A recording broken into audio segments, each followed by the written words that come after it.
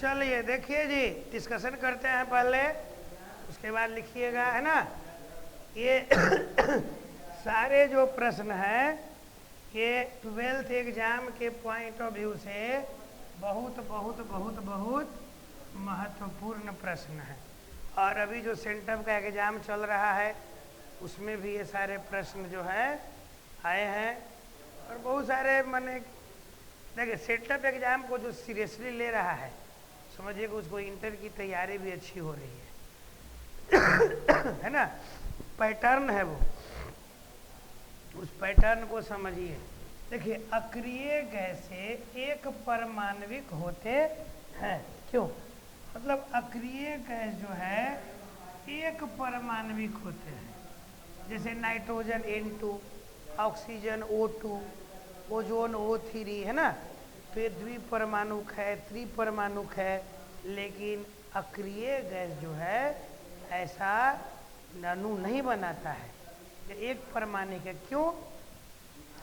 क्योंकि अक्रिय गैस का जो विन्यास होता है वो NH2 और NP6 के पैटर्न पर होता है। यानी इसका बाहरी जो कक्षा है वो पूरा भरा हुआ है। बाहरी कक्षा क्या है? पूरा भरा हुआ है। तो पूरा भरा हुआ है कि मतलब क्या हुआ? अस्थाई कक्षा हो गया। अब जो कक्षा अस्थाई है वो आगे बंधन बनाएगा? नहीं बनाएगा। तो आपको आंसर यही लिख लेना है कि अक्रिय गैस का जो विन्यास है वो इस पैटर्न पे होता है, NH2 NP6 के पैटर्न पर।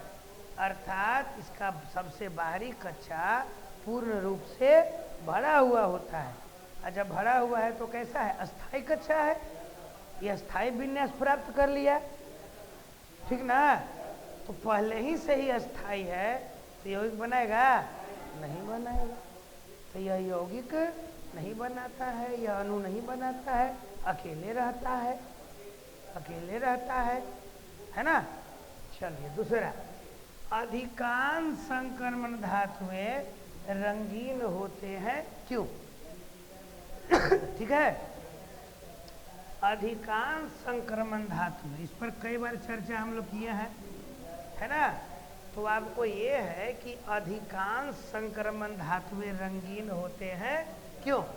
तो देखिए, जब जानते हैं कि 3D में 1 से लेके 9 तक अगर इलेक्ट्रॉन हो तो रंगीन होगा, और अगर 0 हो या 10 हो तो क्या होगा? रंगहीन होगा। तो आपको आंसर में यही लिख देना है कि अधिकांश संक्रमण धातुओं के जो 3D सबसेल है उसमें 1 से लेके 9 तक इलेक्ट्रॉन होते हैं। अर्थात 3D सबसेल पूरा भरा नहीं होता है, ठीक है ना। जो भैया संक्रमण धातुएं हैं उसका जो 3D सबसेल है वह पूरा भरा नहीं होता है। कितना होता है? 1 से लेके 9 तक इलेक्ट्रॉन होता है। इसीलिए क्या है हाँ, ये रंगीन होते हैं। क्वेश्चन दोनों समझ गए? चलिए तीसरा क्वेश्चन, ये भी महत्वपूर्ण। PCl5 ज्ञात है आज जबकि NCl5 नहीं। अब इसी तरह से क्वेश्चन पूछ सकता है कि PCl5 का निर्माण संभव है, NCl5 का निर्माण संभव नहीं है। क्वेश्चन में रहेगा कि PCl5 बन सकता है, NCl5 नहीं बन सकता है ना। देखो, तो कारण क्या है कि फास्फोरस और नाइट्रोजन पर आई है। नाइट्रोजन की परमाणु संख्या है 7, तो ये हो गया 2 और 5। फास्फोरस का है 15, तो 2 8 5, यानी यह तीसरी कक्षा तक इलेक्ट्रॉन गया। यह कहाँ गया? दूसरी कक्षा तक। यानी तीसरी कक्षा में जो D सबसेल है वो शुरू हो जाता है ना। दूसरी कक्षा तक D सबसेल आता है नहीं। तो भाई फास्फोरस में क्या है कि खाली 3D सब सेल होता है, यानी इसका 3D सब सेल क्या है, खाली है। क्या समझ में आया? किसका खाली है? नाइट्रोजन का कि फास्फोरस का? फास्फोरस का 3D सब सेल क्या है, खाली है। खाली रहने के कारण क्या होता है कि यह जो है पेंटावैलेंसी शो कर देता है। पेंटावैलेंसी यानी 5 गो सिंगल सिंगल इलेक्ट्रॉन बन जाता है। ठीक है, जैसे देखिए यहाँ पर 3S हुआ और 3P3 है ना। अब क्या होगा, यहाँ पर S हो गया, यहाँ पर ही P हो गया और ये हो गया 3D हो गया। अब क्या होता है भैया, इसमें 2 इलेक्ट्रॉन और इसमें 3 इलेक्ट्रॉन है ना। अब क्या होगा कि यहाँ से ये खाली है ना, तो इसमें 1 इलेक्ट्रॉन चला जा सकता है। अब रहबे न करता तो इलेक्ट्रॉन कहाँ जाता, नहीं ना जाता। तो नाइट्रोजन में यह 3D जो है सब सेल नहीं है, इसीलिए इलेक्ट्रॉन उसमें जंप नहीं करता है। तब फास्फोरस जो है पेंटावैलेंसी 5 सहसंयोजकता प्रदर्शित कर सकता है, लेकिन नाइट्रोजन नहीं करेगा। कारण समझ में आ गया? कारण क्या हुआ? हाँ, नाइट्रोजन में खाली डी सब सेल नहीं होता है, अब फास्फोरस में होता है। तो फास्फोरस में होता है इसलिए 5 वैलेंसी प्रदर्शित कर देता है और नाइट्रोजन नहीं करता है। क्लियर? इतना क्लियर है? चलिए आगे देखिए, नेक्स्ट क्वेश्चन है, पढ़िए इसको। अक्रिय गैसों में केवल जेनॉन ही सही रासायनिक यौगिक बनाता है, क्यों? है ना। देखो इसका कारण है कि जेनॉन का जो आकार है बड़ा है, जेनॉन का आकार बड़ा है। ठीक है, ऊपर से अब हीलियम, नियोन, आर्गन पढ़े हैं, क्रिप्टॉन, रेडॉन, जेनॉन, रेडॉन, है ना। आपने जो पढ़ा है कि भाई ग्रुप में तो हीलियम ऊपर है, नियोन है, आर्गन है, क्रिप्टॉन है, जेनॉन है और रेडॉन है। तो रेडॉन तो रेडियो सक्रिय है। ये भी सवाल पूछेगा कि कौन सा अक्रिय जो गैस है या 18वां ग्रुप का कौन सा एलिमेंट है जो रेडियो सक्रिय है? तो रेडॉन है। उसका जो यौगिक होगा वो क्या होगा? अस्थाई होगा, अस्थाई होगा। यानी रेडॉन के यौगिक का सही सही अध्ययन करना संभव नहीं है, क्योंकि रेडियो सक्रिय है।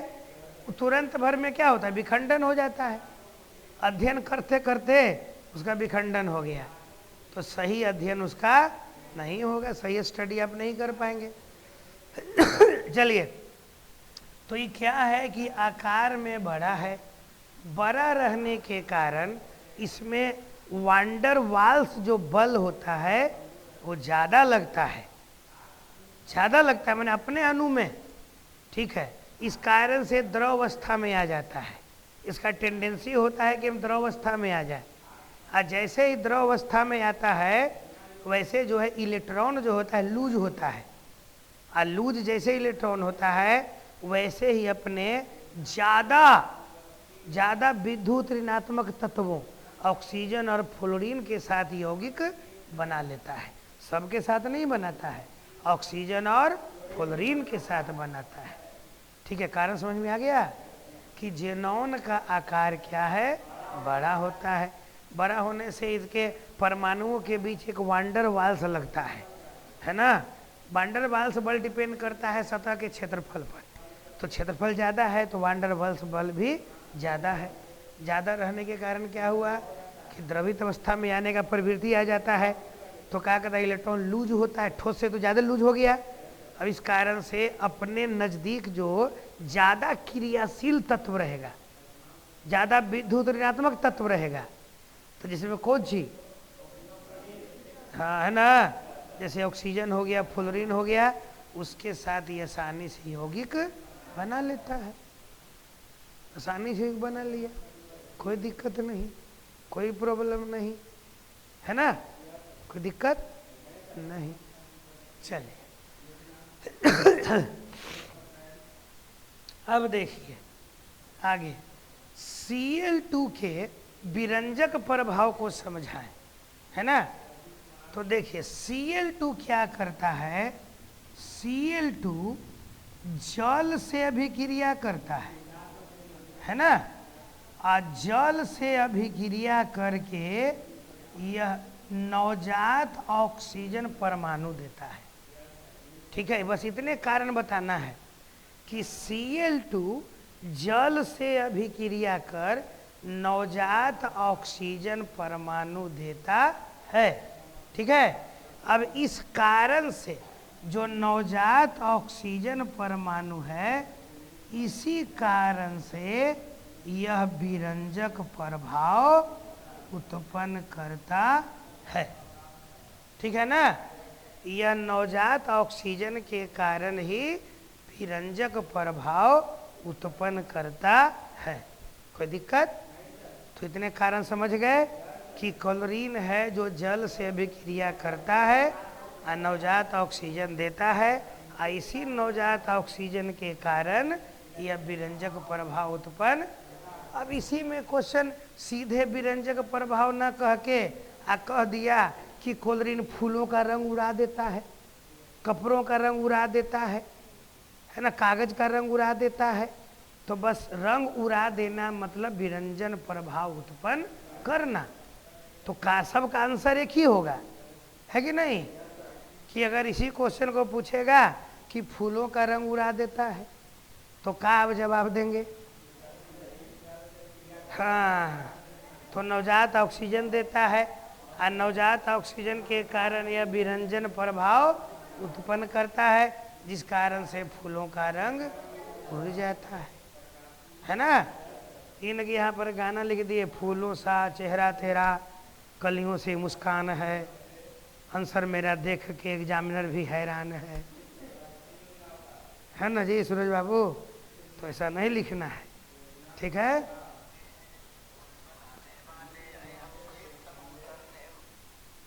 हाँ जी आते हैं, हाँ बेटा आ रहे हैं, ठीक।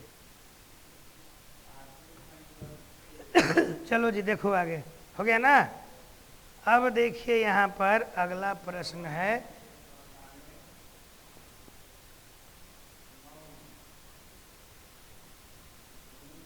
देखिए अगला है फ्लोरीन जो है, फ्लोरीन सिर्फ एक ही प्रकार का ऑक्सीकरण संख्या प्रदर्शित करता है और बाकी हैलोजन क्लोरीन, ब्रोमीन, आयोडीन एक से अधिक प्रकार का ऑक्सीकरण संख्या प्रदर्शित करता है। फ्लोरीन एक ही प्रकार का। तो देखो फ्लोरीन क्या करता है, सबसे अधिक विद्युत ऋणात्मक तत्व है। जितने भी तत्व हैं हैलोजन है उसमें या पूरे आवर्त सारणी में सबसे ज़्यादा विद्युत ऋणात्मक तत्व कौन है? फ्लोरीन है। तो ज़्यादा ऋणात्मक है तो ये भैया इलेक्ट्रॉन देगा नहीं, इसका काम है इलेक्ट्रॉन लेना। क्या करना है? लेना। तो इसका जो संयोजकता इसका जो विन्यास है वो 2 साथ है। तो इलेक्ट्रॉन लेगा तो कितना लेगा? एगो लेगा तो 2 8 हो जाएगा।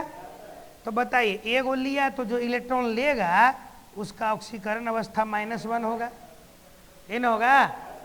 तो चलिए, तो फ्लोरीन की ऑक्सीकरण जो अवस्था है वो -1, कितना? -1, बस एक ही अवस्था। लेकिन क्लोरीन के साथ क्या है?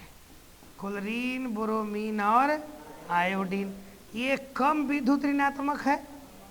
ये क्या करता है कि दोहरी नीति अपनाता है कि हम दे भी सकते हैं और ले भी सकते हैं, हमारा दोनों विकल्प खुला हुआ है कि नहीं?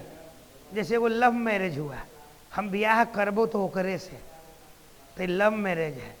और अरेंज मैरिज में है कि ऑप्शन खुला हुआ है, जो बढ़िया माने परिवार होगा, बढ़िया लगेगा, लड़की जहाँ बढ़िया, लड़का नौकरी में, जो भी हो वहाँ पर ऑप्शन खुला हुआ है कि नहीं। तो ये बाकी के लिए ऑप्शन खुला हुआ है, लेकिन यहाँ पर एकदम कह रहा है कि जीना यहाँ, मरना यहाँ, इसके सिवा जाना कहाँ, है ना। तई भैया -1 ऑक्सीकरण अवस्था प्रदर्शित करेगा, और ये वाला के विकल्प खुला हुआ है +-1 +-3 +-5 और +-7। इस सब प्रकार की ऑक्सीकरण अवस्था प्रदर्शित कर सकता है, लेकिन +2 नहीं, 4 नहीं, 6 नहीं, क्योंकि जब भी यह अयुग्मित इलेक्ट्रॉन शो करेगा वो या तो 1 करेगा या 3 करेगा, 5 करेगा या 7 करेगा अयुग्मित इलेक्ट्रॉन। चलिए वेरी गुड है। देखिए अब अगला HI की अम्लीय क्षमता HCl से अधिक होता है, क्यों।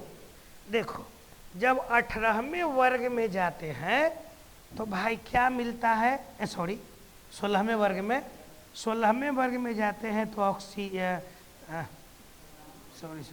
17वां वर्ग, चलिए 17वां वर्ग में जाते हैं तो फ्लोरीन, क्लोरीन, ब्रोमीन और आयोडीन मिलता है। अब बताओ ऊपर से नीचे गए तो परमाणु त्रिज्या बढ़ा कि घटा, बड़ा, आकार बड़ा हो गया ना। अब आप सोचो कि आकार बड़ा हो गया तो ये बनाया हाइड्रोजन के साथ बंधन, और ये भी बनाया हाइड्रोजन के साथ बंधन, तो जब बड़ा आकार हो गया तो ये बंधन कमजोर न बना, यानी HI में बंधन कमजोर है और HCl में बंधन मजबूत है कि नहीं। तो क्या करेगा कि HI जब बंधन कमजोर है तो बड़ा आसानी से H+ दे देगा, और जो आसानी से H+ देगा उसका अम्लीय गुण ज़्यादा होगा। कारण समझ में आया। फिर बोले जब 17वें वर्ग में ऊपर से नीचे आते हैं तो आकार क्या हुआ, बढ़ा, परमाणु त्रिज्या बढ़ा, परमाणु त्रिज्या बढ़ा तो जो HI बंधन बना, ये बंधन HCl से क्या हुआ, कमजोर हुआ, और कमजोर बंधन के कारण आसानी से H+ दे देता है, टूट जाता है, और जब टूट गया तो क्या हो गया भैया, अम्लीय गुण ज़्यादा हो गया। इसीलिए HI का अम्लीय गुण ज़्यादा होता है।